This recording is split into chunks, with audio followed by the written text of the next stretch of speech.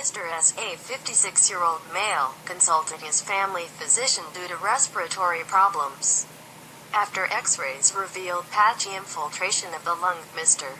S. was referred to a respiratory specialist, who determined that the condition was bilateral and recommended an open lung biopsy, which Mr. S. refused to undergo. After Mr. S.'s condition further deteriorated, he was referred to Dr. D., an internist specializing in respiratory diseases. Dr. D. observed that Mr. S. was exceptionally anxious upon examination.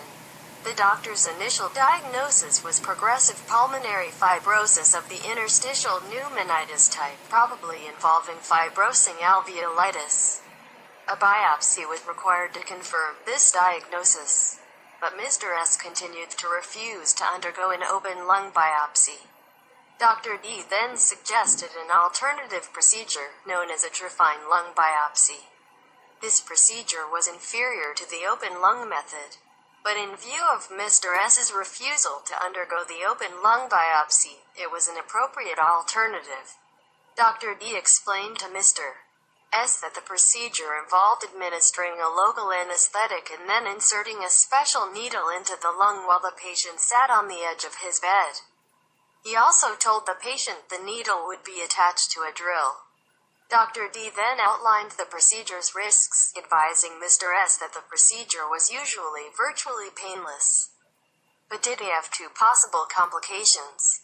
Dr. D. did not mention to Mr. S. that the procedure also involved risk of perforating the spleen or the liver, an uncommon risk but not as uncommon as death.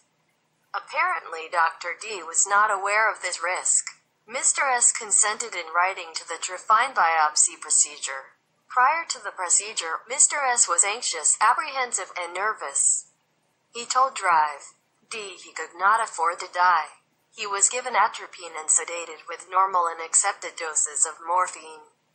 Once Mr. S. had been sedated, Drive D. gave him instructions and demonstrated the equipment to him. After a local anesthetic was administered, the operation began. At a critical juncture, Mr. S. was directed to hold his breath. Instead, Mr. S. winced and moved, causing his spleen to be perforated. Dr. D. told Mr. S. that the required tissue sample had not been obtained, but did not yet disclose that the spleen had been perforated.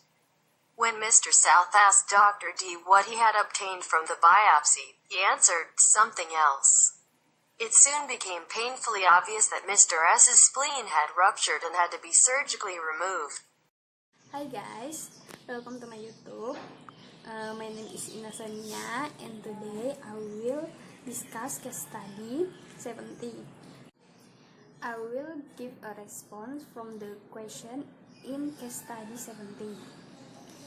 Mr. S does have anxiety that is very excessive when going to do surgery, but it is not one of the factors for Dr. D covering up the truth that the operation has risks that can cause death. Before carrying out the operation and receiving approval from Mr. S, Dr. D should have said what things could be at risk and the possibility of something unexpected happening. When undergoing the operation process, Mr. S experienced critical and finally Mr. S was in pain to grimace and move. Because of that, Mr. S had a spleen which before surgery, Dr. D already knew that the risk of the operation was perforated spleen. During the operation, Dr. D has not yet obtained the sample that will be needed, and the accident that caused Mr. S spleen to perforate was not notified by Dr. D to Mr. S. After finishing the biopsy operation, the open lab Mr. S opened up but incited pain. The cause of pain is the spleen has ruptured and must be removed surgically. Okay, thank you. Bye-bye.